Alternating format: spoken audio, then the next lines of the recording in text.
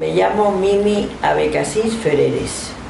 Nací el 1 de abril de 1932 en una pequeña ciudad del norte de Marruecos, sí, antiguamente protectorado español, que se llama Larache. Está muy cerca de Tánger. ¿Y qué recuerda usted de su abuelo? ¿Tiene recuerdo de su abuelo? Los abuelos no los conocía ninguno de los dos. Pero algo habrá escuchado. La abuela sí. Bueno, mi abuelo paterno era oriundo de Tánger y mi abuelo materno oriundo de Gibraltar. Paterno sé que se dedicaba a negocios de cereales y cosas así.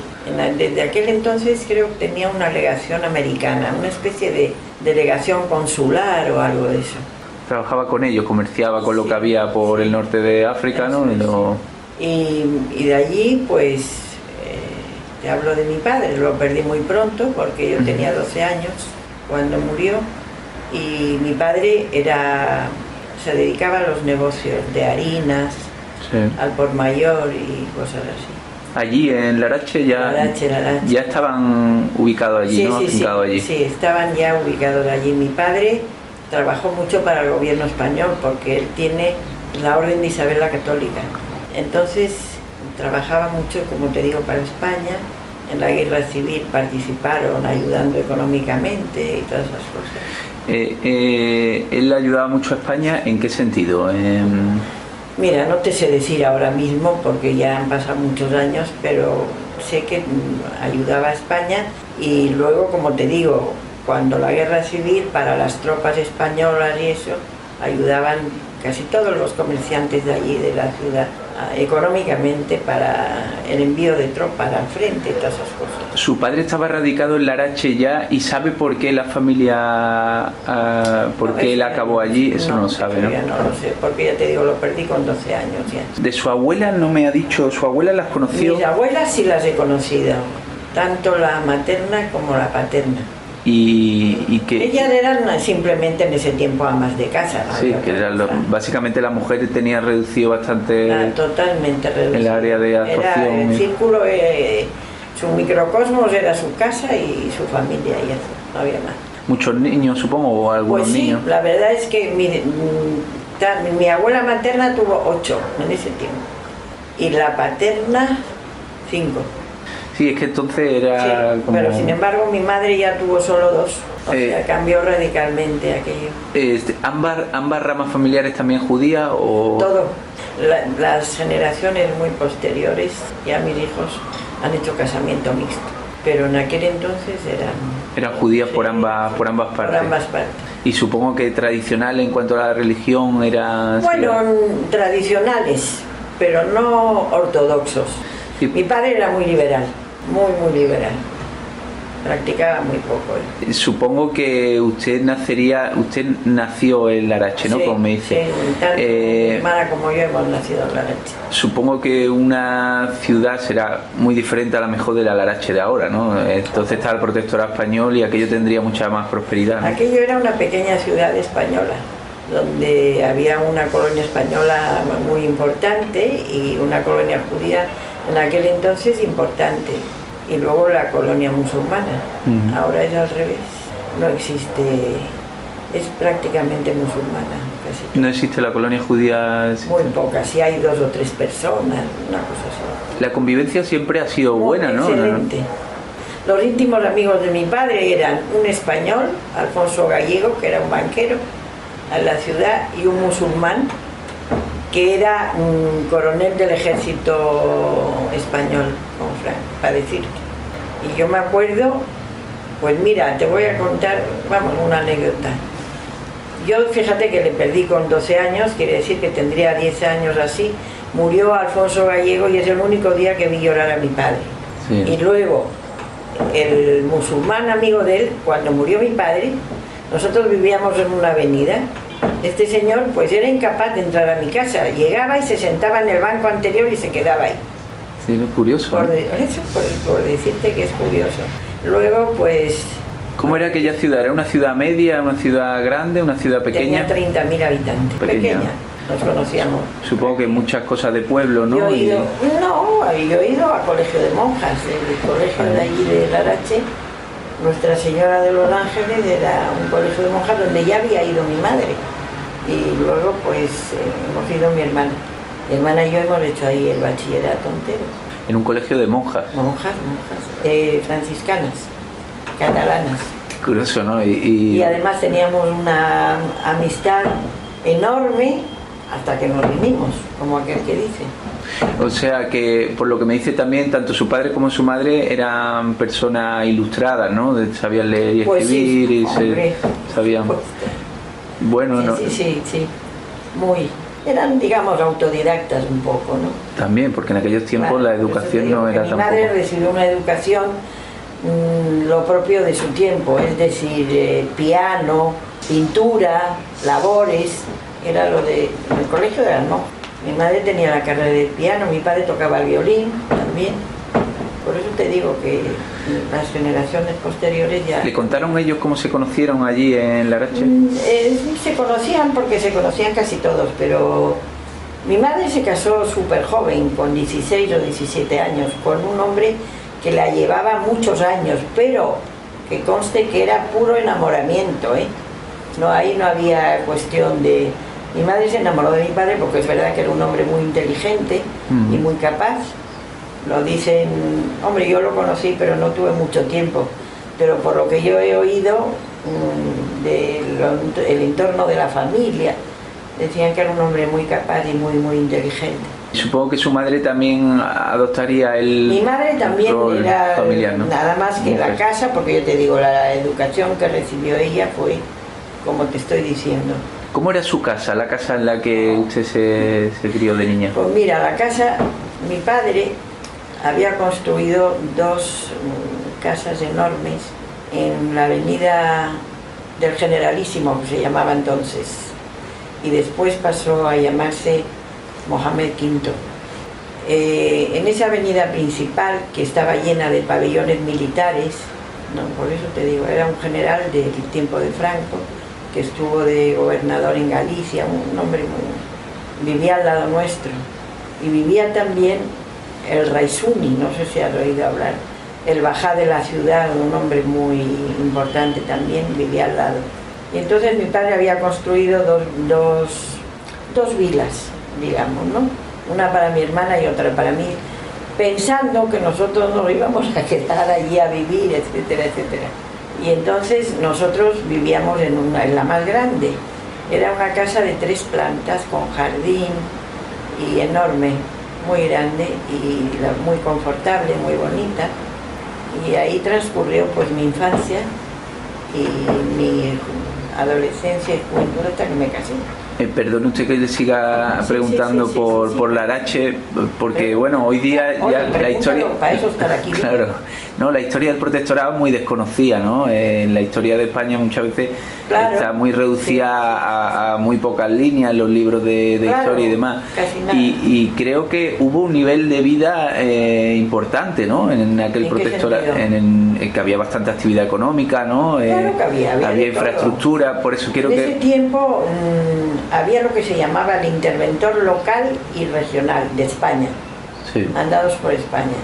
Y había la iglesia, había el casino militar, donde había una hípica donde iba la gente a montar a caballos, hacían verbenas. O sea que había una serie de lugares para acudir a divertirse, por supuesto, a hacer vida social, no te faltaba de nada. Además teníamos playa, muy natural, y la verdad es que se vivía estupendamente. Supongo que una fuerte presencia militar también habría, ¿no? Sí, también, claro. Sí, ¿no? Había al lado del Colegio de las Monjas, donde iba yo, había lo que llamaban el casinillo de oficiales. Y ahí iban pues los jóvenes militares a pasarlo bien, en fin. Supongo que sus padres hacían un poco vida social con la gente mucha. Mis padres tenían mucha vida social con médicos que vivían allí, con militares que vivían allí, porque vivían al lado de mi casa, muchos de ellos, hombres. Sí. Eso, pues tenían una vida social muy activa. Y me dice que había teatro, había cine, claro, ¿no? Teatro España. Mi padre era administrador del Teatro España, porque eso pertenecía a unos señores de Tánger, judíos. Y entonces mi padre era administrador de eso y de muchas cosas más de ahí. Y estaba el Teatro España, estaba el Cine Ideal, que era propiedad del hermano de este señor gallego que te he dicho, de Juan, que eran banqueros, muy amigos de mi casa, muy. Y llegaba la cultura, supongo, la cultura española. Se entremezclaban unas cosas con otras. Hasta el punto que, mira, cuando estos señores gallegos que te digo, que tenían una banca ahí, la mujer de uno, eran muy amigos de mis padres de toda la vida, íntimos. Y entonces muchas veces ella le llamaba a mi madre para preguntarle una receta judía que le gustaba para hacerla en casa. Se intercambiaban. Supongo que ese cosmopolitismo, ¿no?, que había de convivencia de diferentes culturas, sí, a veces llevaría a que hubiera incluso una apertura de mente o de conocimiento más que incluso podía haberla en la península, ¿no? Había... Por supuesto, porque aquí había entonces un desconocimiento absoluto de todo eso. Y no te cuento Tánger ya, sí, ¿no?, porque yo he conocido Tánger internacional, porque además un hermano de mi padre vivía ahí. Íbamos mucho y venían y eso era una maravilla, una ciudad, yo qué sé, como un Nueva York en pequeño si quieres. Había gente de todo tipo de culturas diferentes, de bancas diferentes, de culturas, ya te digo, de todo. Era una maravilla eso. Una prosperidad grande, ¿no? Oh, enorme. En cuanto a comercio y todo eso, se notaba mucho esa facilidad que había de comerciar con, bueno, tanto con... Claro que se notaba, había mucha actividad comercial y había de todo. La gente vivía muy bien. Supongo que surtiría también mucho a España, ¿no? Antes de la guerra incluso, ¿no? Se vendería mucho a España, España comerciaría con Larache. Claro que se vendían. Estaba ahí, de hecho todavía está una compañía muy importante que se llama la Compañía Agrícola del Lupus. Su propietario era el señor Gomendio. Todavía está el hijo ahí, en Larache. Precisamente anteayer en casa de mi hijo estaba viendo unas fotos de eso. Y esa compañía pues ocupaba de cítricos, de tomate, de la exportación, ¿eh? Y su ingeniero principal era el señor Daniel Klinker, que era un hombre estupendo, extraordinario, ingeniero agrónomo que sacaba unos cítricos que parecían de película, todos iguales, todos perfectos, fantásticos. Luego tomate, pimiento. Supongo que la agricultura, por ejemplo, sería una base importante de la economía de Larache, ¿no? Muy importante. Había alrededor del pueblo. Y luego las almadrabas con el pescado también. Había también una importante sector pesquero. Exacto. ¿No? Muchos barcos pequeñitos, supongo, no más que grandes. Pequeñitos y grandes, había de todo. Sí. Y eran estos trabajos de agrícola y pesquero, ¿quién lo desempeñaban? ¿Musulmanes? ¿Había españoles o cristianos también allí? De todo, estaban mezclados, ¿no? Habían españoles, habían musulmanes, había de todo. Estaba muy mezclada la sociedad, ¿no? Súper mezclada. Y culturalmente, como le estaba preguntando antes, ¿qué podía llegar? O sea, ¿llegaban los espectáculos de España allí? Mira, yo he visto en el Teatro España, porque además, como te digo que mi padre era administrador, nosotros teníamos ahí un palco fijo. Entonces he visto María Fernanda Ladrón de Guevara, la madre del Carlos Larrañaga y todo. Pepe Blanco y Carmen Morén, que eran de su tiempo. En fin, compañías estupendísimas, de todo lo que te puedes imaginar. Sí, supongo que harían turné por el norte de Marruecos, ¿no? Y iban a Larache, a Tánger, a Tetuán, todo eso. Pasaban por allí. ¿Y cine? Y cine, el Cine Ideal, como te digo, y el Cine Avenida. Habían 2 cines más donde hemos visto todos los estrenos, desde Lo que el viento se llevó hasta todo lo que quieras. Entraban películas americanas, muchas supongo. Claro, había de todo, españolas, americanas, de todo. Antes también me ha hablado sobre su casa, pero no me ha dado detalles. ¿Cómo, o sea, cuántas habitaciones tenía aquella casa? Mira, vamos a ver. Más o menos, ¿no? Porque tampoco entiendo que ha pasado tanto tiempo. En la planta baja, la entrada, a la derecha había un salón muy grande, a la izquierda el comedor, después más allá la cocina, había un servicio y había una alacena grande ahí y un pasillo. Y en la primera planta habían los dormitorios, digamos, y cuartos de baño. Había, ¿cuántos le llaman? 4 dormitorios, cuartos de baño y un salón central. Y luego en la última planta había una especie de cuarto enorme que era otra habitación con trastero y un pasillo muy grande, y luego teníamos ya una terraza enorme para atender o para lo que se quisiera. Tenían luz eléctrica y agua corriente, supongo que siempre, ¿no? Se sopra. Sí, bueno, es que en España en aquellos años no había en muchos sitios. Mejor que aquí en ese momento. Claro, por eso se lo pregunto. Sí. Muy bien, teníamos de eso. ¿Estaba extendida ese servicio o pertenecía solamente? Sí, no, estaba extendido. Eso era moneda corriente. ¿Y servicio doméstico supongo que también? ¿No? Servicio doméstico, había servicio doméstico español, que casi siempre teníamos, había servicio doméstico musulmán y a veces habían también algún servicio doméstico judío. O sea, de las tres culturas podían encontrar. Curioso. Sí. Me ha llamado la atención antes que usted fue a un colegio de monjas. Sí.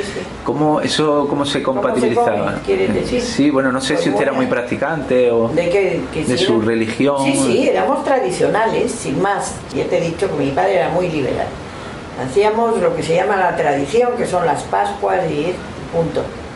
Ya te digo que, íbamos al colegio de las monjas por la sencilla razón de que mis padres juzgaban que daban en una educación muy buena y que además no había ningún problema, porque mi madre había ido al mismo colegio además. Era un colegio de pago, supongo, ¿no? Claro, sí, ¿no? De pago. ¿Qué recuerda aquel colegio? ¿A dónde estaba? Hombre, ayer o anteayer en casa de mi hijo vi una foto del colegio, Nuestra Señora de los Ángeles. Mira, estaba el colegio de las monjas y enfrente estaba el de los maristas, de chicos, y nosotras eran todo chicas, como te puedo decir. Hombre, ¿qué recuerdo del colegio? Pues cosas muy buenas, la verdad. Compañeras. ¿Cuántos años pasó allí? Pues todo. Hasta los 17 años he estado en ese ¿Entraría colegio. con...? Hasta que terminé. 6, 7 años entraría o...? No, eso. Porque entonces se entraba un poco más tarde y además mi padre me tenía muy mimada y como era la pequeña no me dejaba que fuera tan pronto al colegio.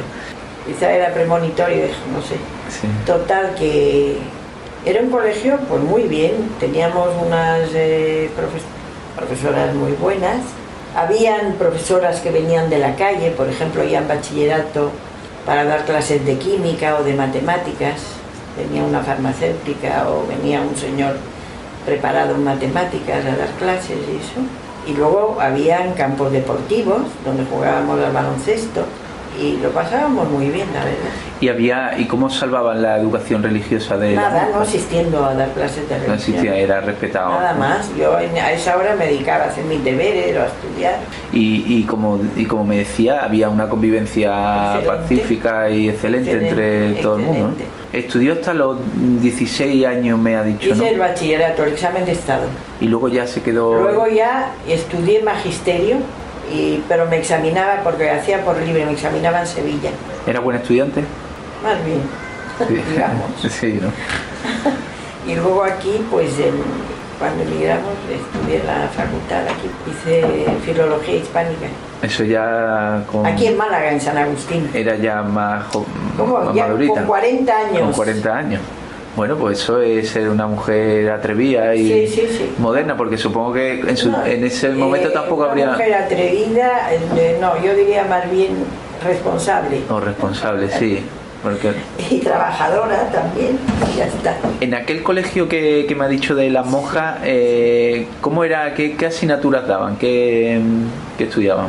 Todo lo que se puede dar en España en el mismo momento. Era el mismo plan de estudios. Sí. ¿Qué empezaban en otoño? Empezabas desde pequeña, preparatorio, yo que sé, 5 años, maternal o llámalo como quieras. No, me refiero a los cursos, tenían la misma estructura que ahora, terminaba el verano, empezaba el curso hasta el comienzo del verano. Solo ¿no? Empezaban en octubre, sí, ¿no? El 1 de octubre, en bachiller, y acabábamos a finales de junio.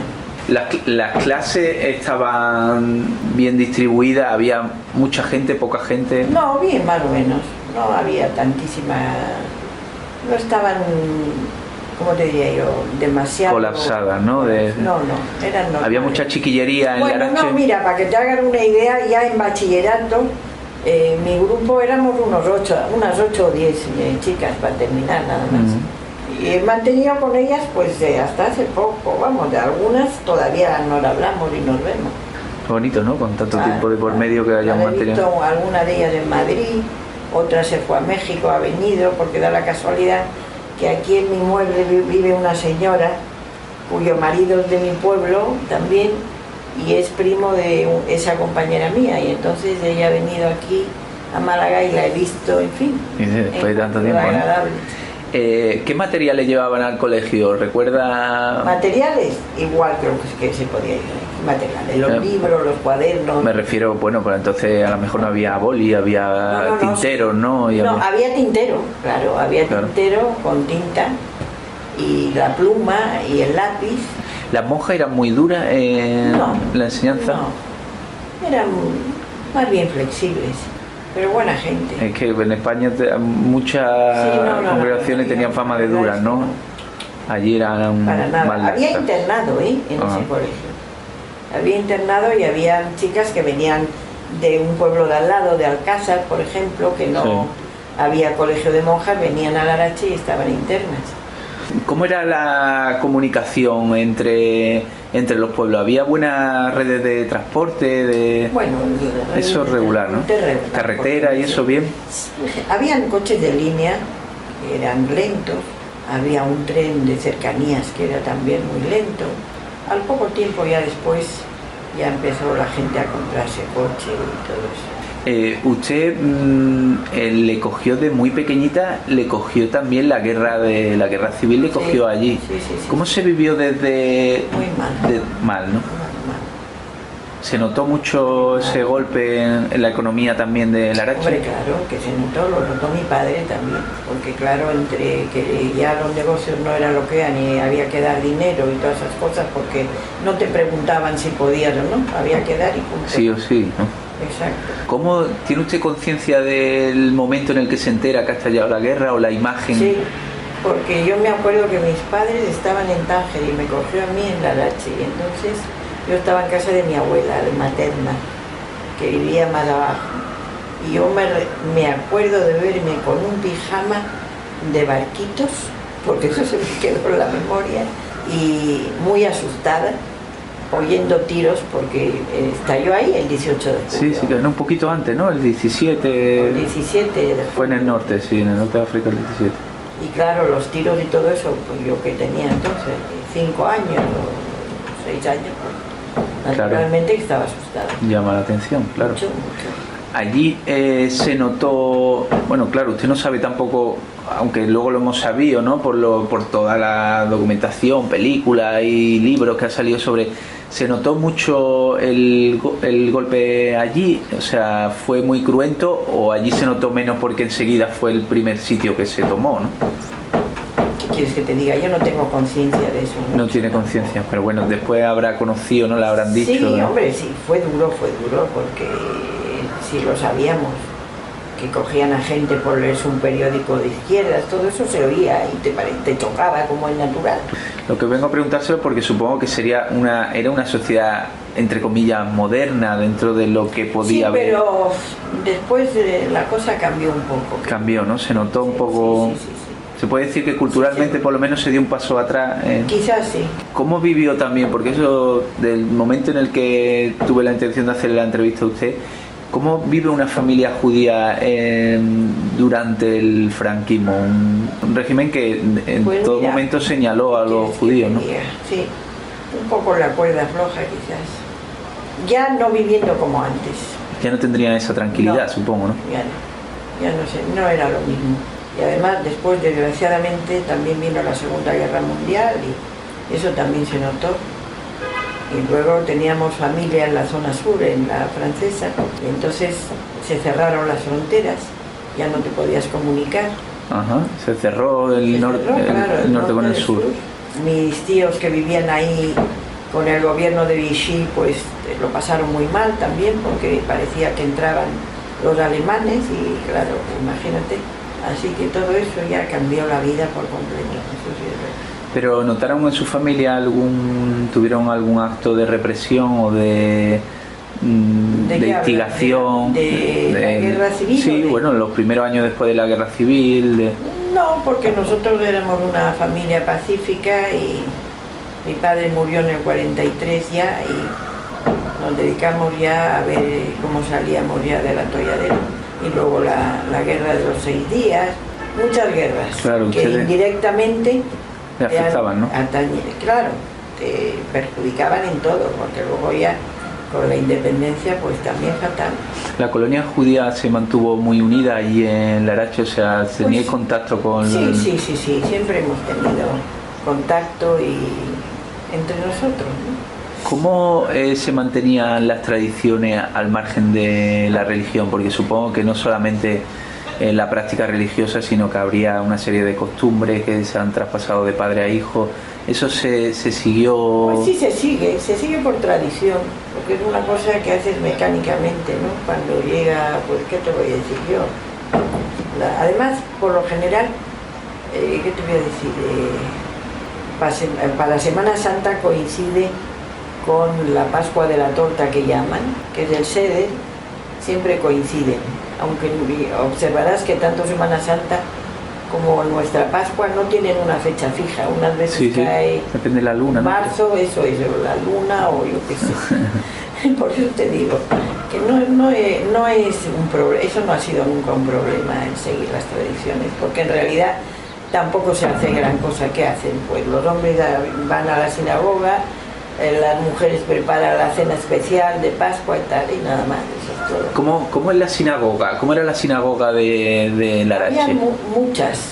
Las mujeres por lo general nunca hemos tenido un papel importante en eso, ¿eh? Sí. Íbamos poco. Son los hombres los que iban a la sinagoga. O sea, se puede decir que sinagogas pequeñas porque había más de una. Eso lo solían hacer gente, digamos, pudiente, que pagaba todos los gastos de instalar una sinagoga y lo que hace falta, y llevaba el nombre del benefactor, digamos, y entonces iban ahí. ¿Y el culto es muy periódico, o por lo menos su familia me ha dicho que no lo mantenía así? Mi padre no iba nunca, no era practicante. ¿Y otras costumbres judías ajenas a la religión? Que yo sepa, no hay ninguna especial. No hay ninguna especial fuera de eso, ¿no? Supongo que culinaria sí que... Culinaria sí que existirán, ¿no? Comidas diferentes, sí.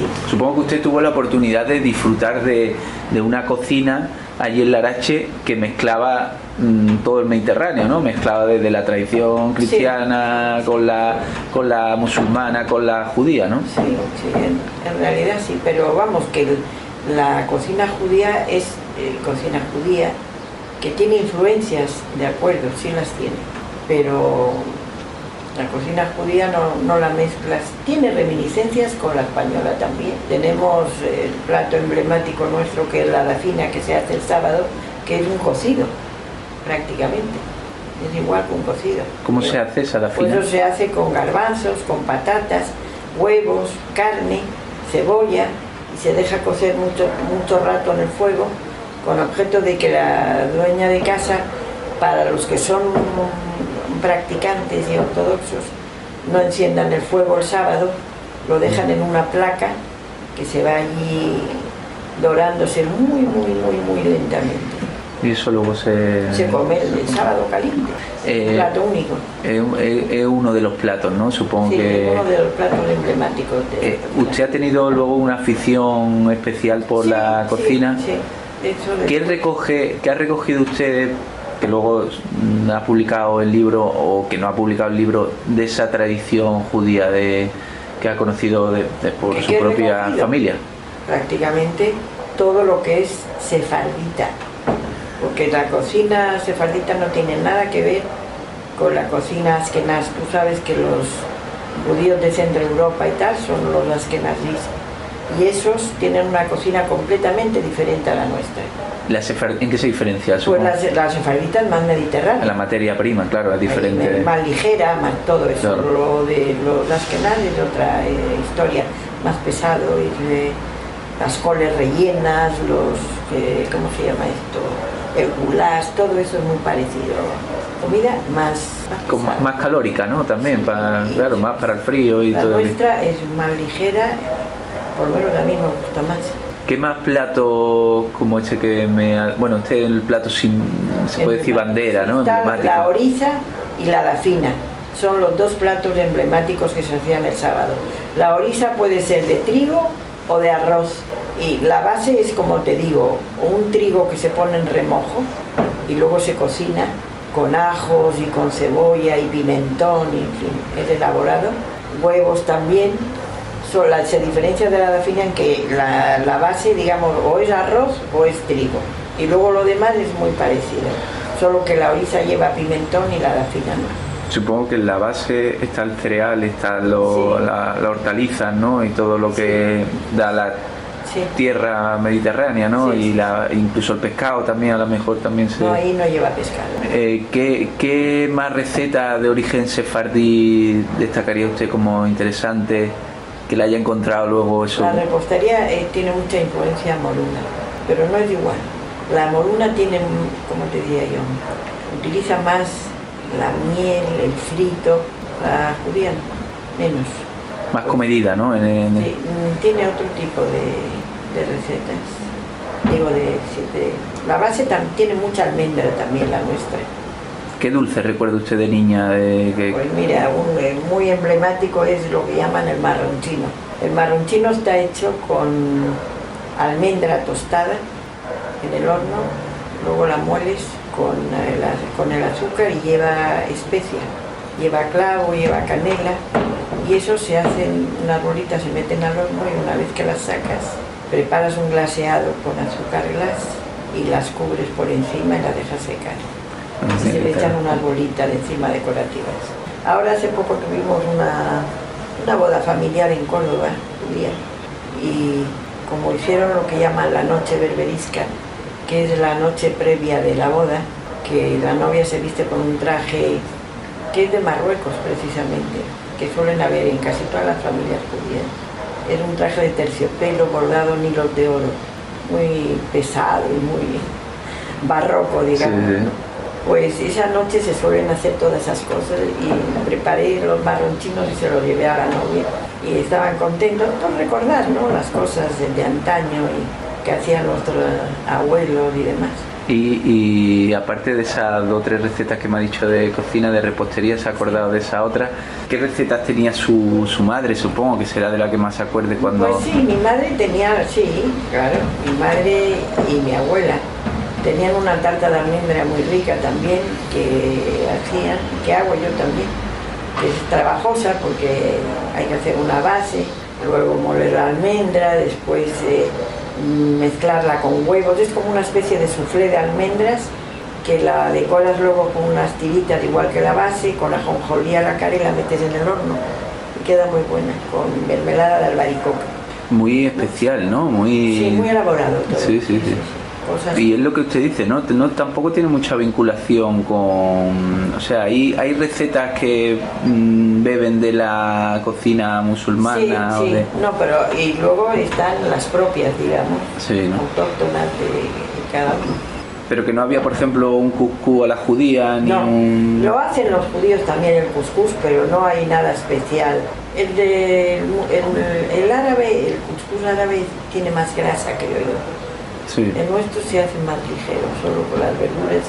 Algunos llevan un poquito de carne, pero no esa cantidad de grasa del pollo, de todo eso. ¿La cocina judía también evita alimentos? Sí, por supuesto. Tú sabes que todo lo que es grasa, y no mezclan, bueno, los ortodoxos no mezclan la carne con la grasa, con la mantequilla y eso, por precepto religioso, que en realidad todo eso se hacía porque era dañino para la salud, esa es la verdad. Luego se ha convertido ya en costumbre. Y también supongo, existe también un rito para los animales, por ejemplo, matarlos. Sí, el rabino es el que se encarga de verificar si el animal que ha degollado es apto, kasher o no kasher, o no apto. Y hay que matarlo también. No, es decir, lo matan, que está bien para comer, si no se desecha. ¿Cuándo se decide usted a publicar esta receta y por qué? Pues mira, lo hice porque cuando murió mi marido y estaba ya jubilada del colegio, yo he trabajado en el liceo francés en Málaga muchos años, mis hijos, para entretenerme, mi hija sobre todo, mamá, ¿por qué? Como sabía que me gustaba la cocina, ¿por qué no te dedicas a escribir un libro? Y yo pensé, digo, mira, después de todo, el día que yo desaparezca, estos no van a hacer nada, por lo menos que tengan una traza por si en algún momento alguien es aficionado, que en realidad ni mi hija no es aficionada a la cocina, pero el marido sí.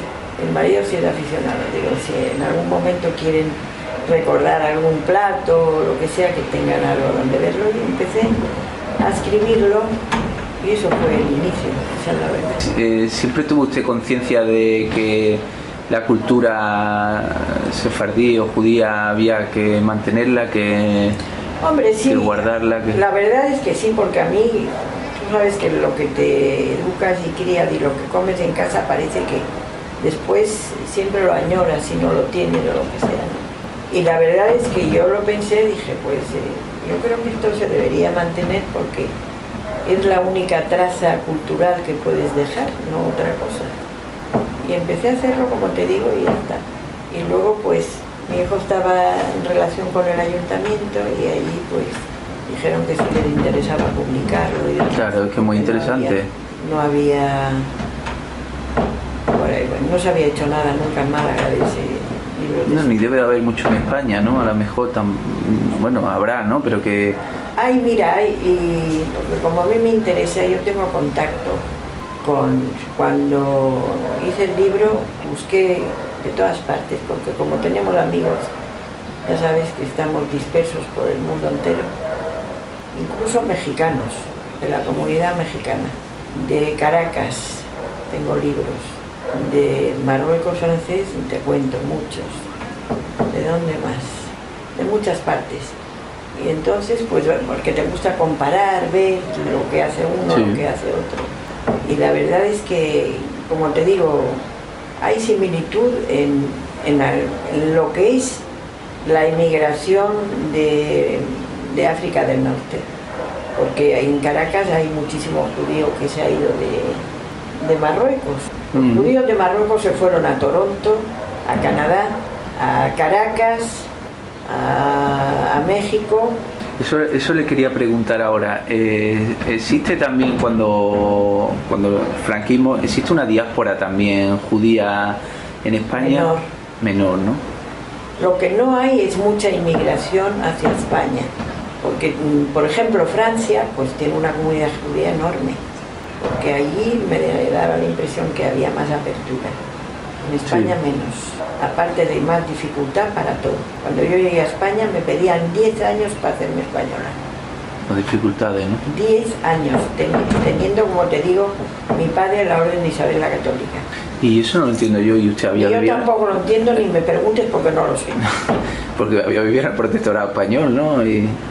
no es eso solo, es que nosotros, por derecho, teníamos que ser españoles, siendo claro, sefarditas como somos. Fuimos expulsados en el 492, claro, pero yo creo que ya era buena hora.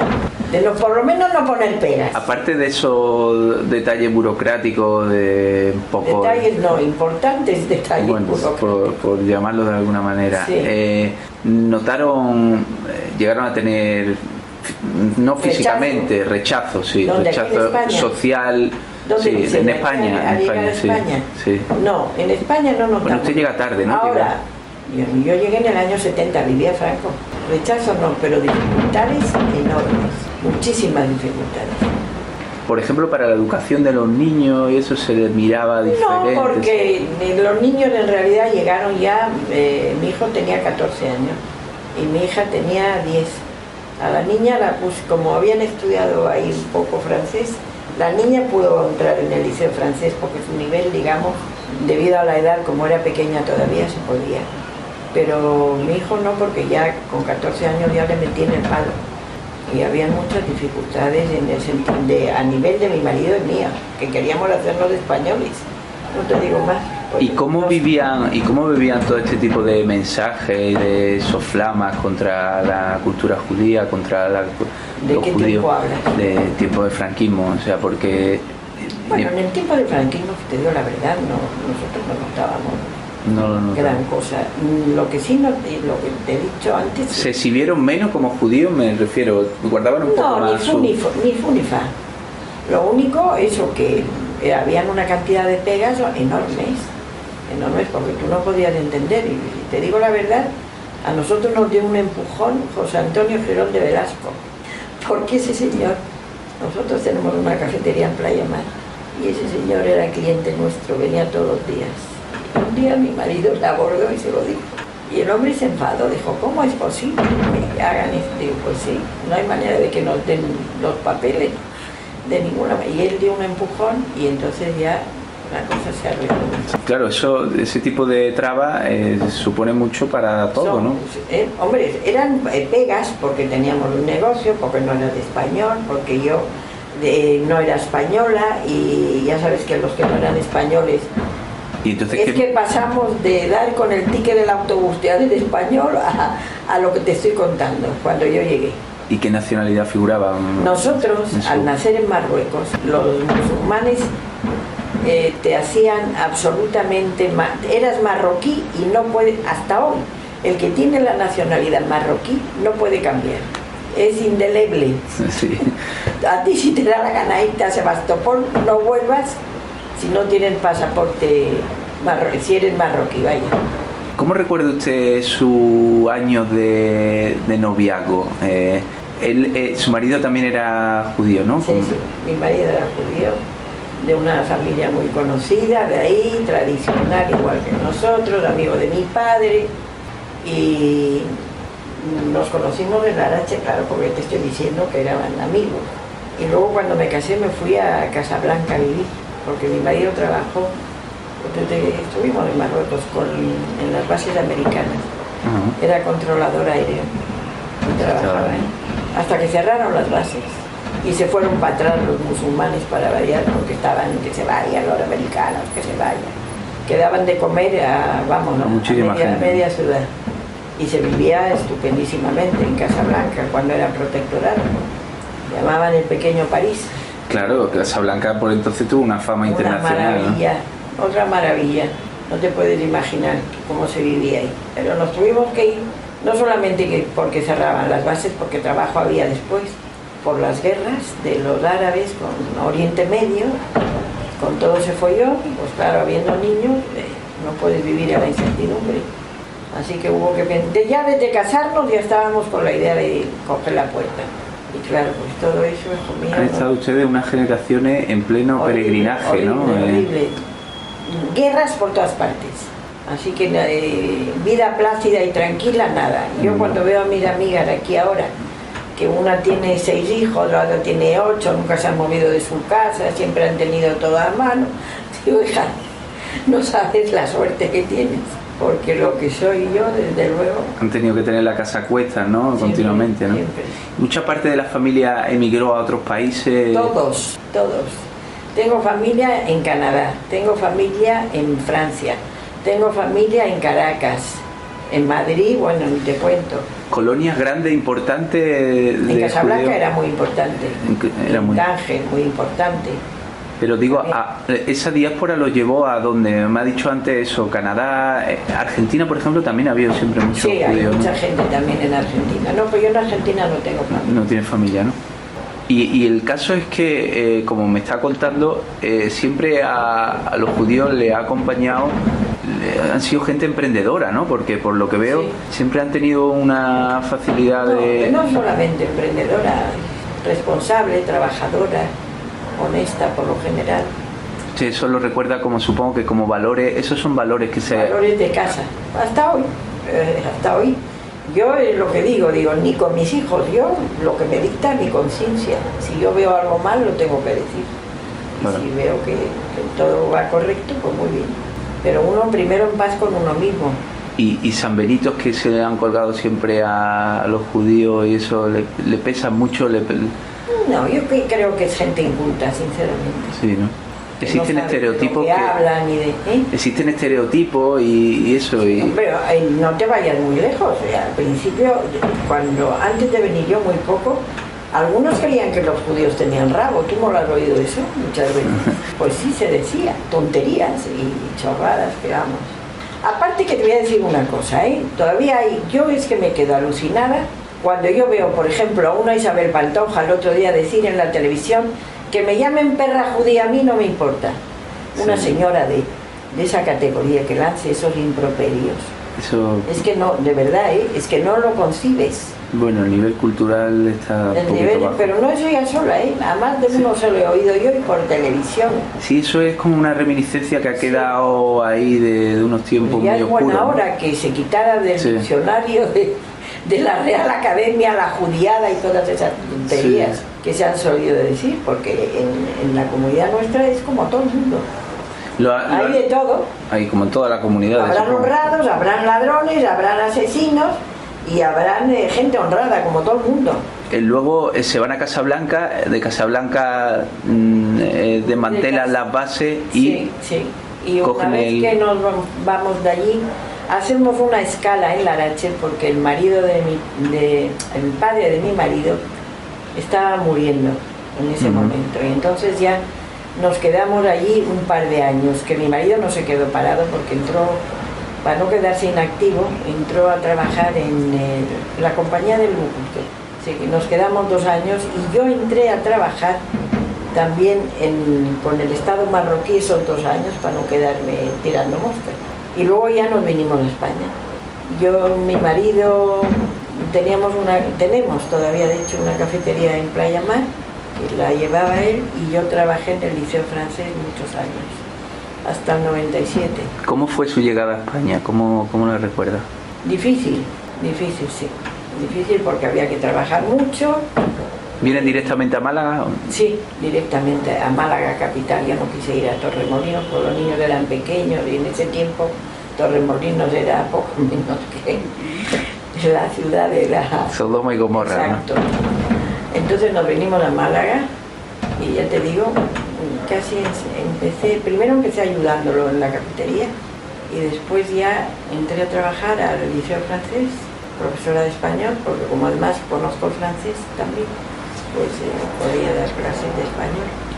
El verano ayudaba a mi marido también en la cafetería y el invierno, pues aparte de trabajar, mi hermana y yo nos matriculamos en San Agustín para filología hispánica porque era... Que no perdía el tiempo, ¿eh? No.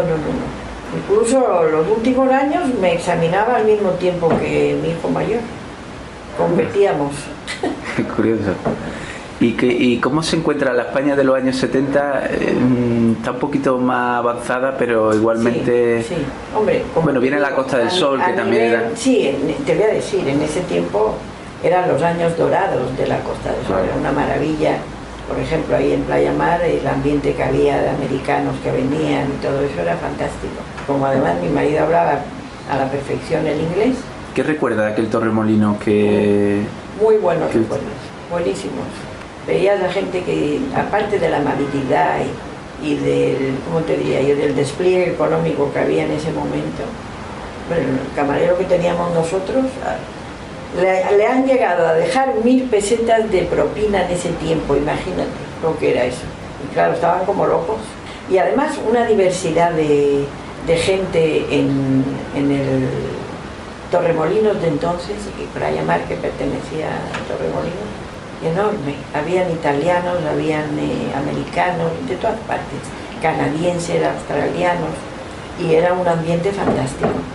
Supongo que arquitectónicamente, urbanísticamente, nada que ver con la de hoy, ¿no? Habría mucho menos cemento todavía. Había menos edificios hechos, pero la calidad de la gente era fantástica. Sí, eso ha sido la potencia grande también, ¿no?, que tenía Sí. la Costa del Sol, ¿no? Muy buena. Se hacían amigos estupendos. En fin. Una oferta de ocio importante, Muy buena, nocturna, ¿no? ¿Han pasado artistas por allí, por la cafetería? Pues mira, sí señor, me recuerdo, tip de Typical, que me acuerdo que un día una señora se le quedó mirando y le dijo, sí, soy yo. Kiko Redgar, María Hostiz, Gento, los futbolistas, todo eso. Fíjate tú la calidad de gente, como lo que estamos viendo ahora, igual. O sea que era un placer trabajar ahí. Se hacía dinero también, ¿no?, en aquella época, ¿no? Había poco, supongo que estaría poco explotado el negocio de la hostelería. Muy bien, porque además la calidad era estupenda de gente. Muy bien. Y bueno, usted compaginaba, como me estaba diciendo, varias cosas a la vez, ¿no? Varias actividades. Ocuparme de la casa, de preparar la comida para el día siguiente, para los niños, el colegio francés. ¿Cuántos niños tuvo usted? 2. 2, ¿no? Mi hijo, que es Salomón, y Mercedes, que vive en Madrid. Mi hija es Hizo de matemáticas la rama de computación en Madrid y trabaja en una empresa americana, está muy bien. Luego le tocó vivir los años de la transición, ¿no? ¿Cómo vivió aquel periodo aquí en España? Bien, porque en realidad España toda la vivió de una manera tranquila, pacífica. Lo que ocurre es que a lo mejor en Torremolinos, en toda esta zona o en Málaga, ya había cierto aperturismo que no existía en el resto del país, ¿no? Previamente, ¿no? Había... Quizás, sí, Málaga sí, porque yo me acuerdo que teníamos un amigo oculista que tenía un piso en Playa Mar y él decía que cuando llegaba a Torremolinos se iba al extranjero. Sí, ¿no? Y es verdad, por la diversidad de gente que había ahí era eso. Y estuvo trabajando también en el Liceo Francés, ¿no? Muchos años, sí. ¿Cómo recuerda esa institución, su llegada? Yo muy bien, la verdad es que a nivel personal y a nivel de todo. ¿Había muchos estudiantes cuando usted empezó? Pues primero empezamos en el antiguo Liceo Francés, estaba en Paseo de Sánchez, una pequeña escuela que había ahí. Luego ya se convirtió en liceo y se fue al Cerrado de Calderón. Se amplificó mucho porque ya habían 800 niños, con niños estupendos porque son de una clase social alta, que ya van medio formados de casa, como aquel que dice. ¿Esta enseñanza cómo era? ¿En qué consistía? Yo daba español, lengua española, todo primaria y parte de secundaria. Yo entraba como entra el profesor de chino o entra el profesor de... Pero yo daba lengua española porque ahí la primera lengua es francés, como ya sabes. Se estudia en francés todo. Y luego será lengua española y serán sociales españolas también, que es lo que exige, porque hay una convalidación directa entre el sistema de estudios español y el francés. Los niños ahí tienen su libro de escolaridad español y el francés, y convalidan año por año. El niño que quiere salirse en cualquier clase va directo a la que le corresponde en la enseñanza española. ¿Usted trabajó cuando estaba en el Limonar, cuando estaba...? Claro, en el Calderón. En el Cerrado de Calderón, ¿no? Sí. Supongo que ese barrio también era... Estaba empezando ese barrio cuando nosotros llegamos. Estaba medio a hacer. Ya después de algunos años ya fue subiendo. Familia, se puede decir, las grandes familias acomodadas de Málaga vivían ahí, ¿no? Vivían, no lo sé, pero mandaban a los niños desde luego. Médicos, abogados, todos esos tenían muchos niños allí de familias, eso de profesiones liberales, acomodadas. Y la verdad es que muy bien, porque además enseñas el español pero apoyándote un poco en el francés para que los niños no se encuentren tan desfasados, ¿entiendes? Porque un niño que empieza en francés, si ve, por ejemplo, ¿qué te voy a decir? Oye, o, u, él no lee o, u, lee, u, porque en francés la unión de esas dos vocales es u. Y claro, pues conociendo las dos lenguas, ¿cómo puede explicarlo? Así, y además en concordancia con los profesores de francés también, por ejemplo, ¿verdad? ¿Le gustaba la docencia? ¿Le gustaba su trabajo? A mí sí, la verdad, a mí me gusta todo lo que es trabajar. Y luego, aparte de la docencia, pues los compañeros, había muchos españoles, españoles contratados aquí, localmente, digamos. Y habían quienes venían de Francia, cada 4 años, había rotación. Y la verdad es que sí, he disfrutado mucho. Y Mini, cuando usted llega a Málaga, ¿qué es lo que le sorprende? Si le puede sorprender algo de España, porque bueno, ha vivido en protectorado español. No me puede sorprender nada, porque todo lo que veo ya lo he vivido yo por ahí. Claro, ya ha vivido tantas cosas diferentes y tantas culturas diferentes, ¿no? Exacto. Las fiestas, las celebraciones, el carácter, ¿le llama la atención algo? Tampoco, porque incluso las fiestas se celebraban ahí, igual. La Virgen del Carmen y el no sé qué, y la verbena de no sé cuánto, todo.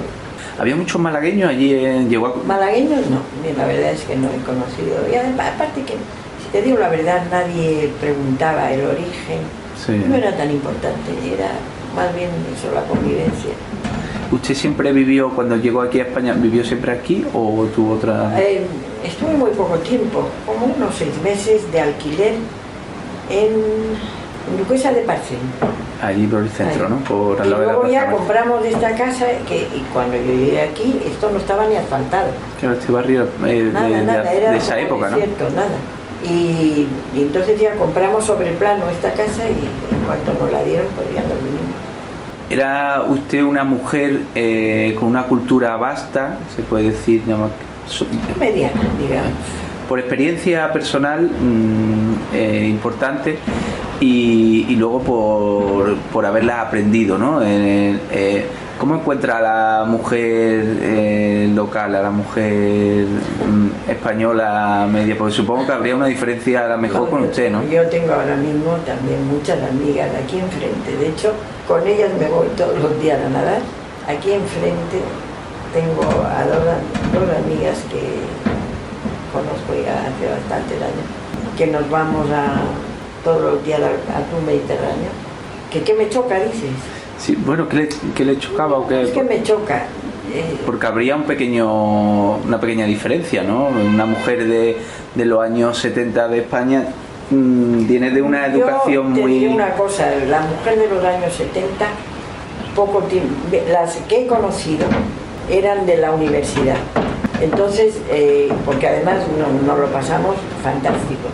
Porque no es lo mismo estudiar asustada por un examen que examinarte ya con 40 años y sabiendo que si no apruebas tampoco pasa nada, porque claro, como no dependes de eso. Y la gente que iba eran igual que nosotras, gente mayor, maestros que querían ser inspectores o promocionarse. Entonces eran, digamos, gente de mi generación y en fin, no es que me encontraba con niños de 20 años, digamos. Y entonces ese tipo de gente pues que encajábamos estupendamente, muy bien, nos reíamos y lo pasábamos fantástico, porque habían algunos catedráticos entonces que se llamaban catedráticos que podían pasar por maestros rasos, digamos, y lo pasábamos muy bien, las críticas, las risas, las tonterías que se dicen. Y en ese sentido nada más he conocido, porque es que no tenía tiempo de nada. Claro, no, y porque usted contactó con esa... Estas amigas actuales son muy posteriores, cuando ya me he quedado sola y los niños se han ido de casa y todas esas cosas. Hombre, yo se lo digo porque yo tengo que hacer entrevistas a personas, si no de su edad, un poquito más mayores. Sí. Y claro, y sobre todo de interior, ¿no? Los pueblos y eso, o sea, la cultura, el ámbito de actuación de la mujer estaba muy reducido a la casa, a unas determinadas funciones, claro, y no salían, no trabajaban fuera. Quiero decir que usted era una mujer emprendedora, activa, que salía. Yo te voy a decir una cosa, yo cuando me casé era tabú que una mujer trabajara. Yo no pude trabajar cuando me casé, sí, porque mi suegro lo veía fatal, que yo porque tenía que trabajar y yo pues no sé qué, ni llevar una cesta de la compra.